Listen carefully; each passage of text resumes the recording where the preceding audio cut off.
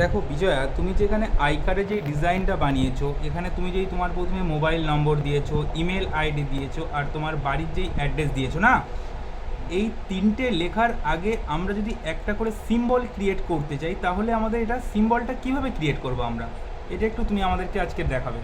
ওকে, call logo আনতে গেলে আমাদের প্রথমে কিবোর্ড থেকে 2706 প্রেস করে তারপর অল্ট প্লাস এক্স প্রেস করলেই আমাদের চলে আসবে call logo.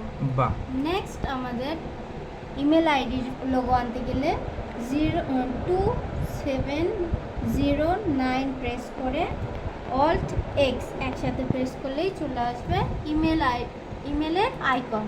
Next home icon আনতে গেলে আমাদের অল্ট প্রেস করে থেকে এদিকে কিবোর্ড থেকে 12796 8 তারপরে হোম লোগো চলে আসবে।